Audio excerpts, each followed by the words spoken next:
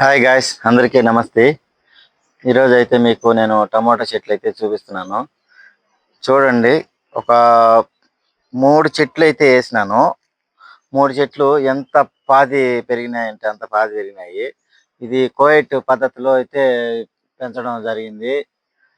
చూడండి, దండెం సహాయంతో ఎంత బాగా చెట్లు అల్లుకున్నాయంటే పైకి అంత బాగా అల్లుకున్నాయి. కాయ సైజు కూడా చాలా బాగుంది.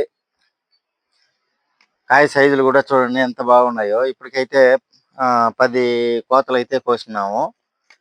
ఇదే విధంగా రైతులు కూడా పొలాల మీద కూడా ఇలాగ వేసుకోగలిగితే గన ఇక చూడు, కాయలు ఇప్పుడు 10 కోతలు కోసినాము. ఇంకా నీకు చెట్టు ఎంత పెరుగుతూ ఉంటే అంత కాయలు వస్తానే ఉంటాయి. ఇటు ఇంకా ఏమి ఇబ్బంది ఏం లేదు. పైన కూడా చూడండి ఎంత పోతుందో.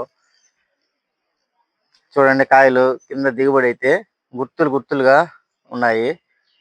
ఇప్పుడు ఈ 3 చెట్లకే ఒక 10 కేజీల కాయలు అయితే ఉన్నాయి.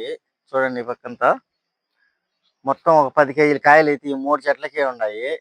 ఇక పైన రాను రాను ఏమవుతుందంటే ఒక్కొక్క చెట్టుకు 10 కొమ్మలు అలాగ పుట్టి ఇదే అల్లుకొని పోతుంది.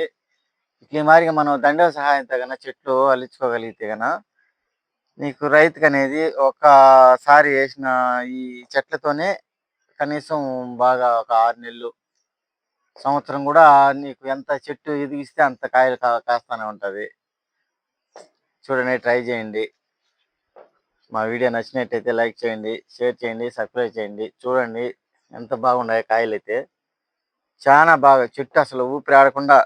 ఇప్పుడు ఇదంతా కాయలు కోసేసినాం. 10 కోతలు కోసినాము. కాయలు అయితే ఊరికే సైజు కోసం ఊరికి సింపుల్గా చూపిస్తున్నాను అంతేగాని కాయలు అయితే చాలా కాయలు కోసినాము. చూడండి, ఏడు నుంచి ఏడ వరకు వచ్చినాయో. 3 చెట్లు వేసినాను అయితే. ఈ 3 చెట్లే మొత్తం ఒక తోటలాగా వచ్చేసింది.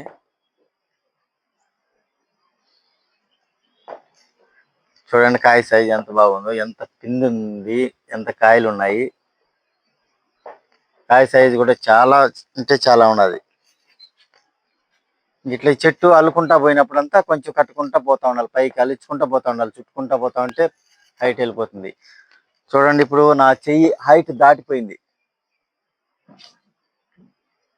నా చెయ్యి హైట్ కూడా దాటిపోయింది. అంత హైట్ ఉంది. ఓకే గాయ్స్, చూడండి, ఇలాంటి మరిన్ని వీడియోల కోసం మా వీడియోను లైక్ చేయండి, షేర్ చేయండి, సబ్స్క్రైబ్ చేయండి.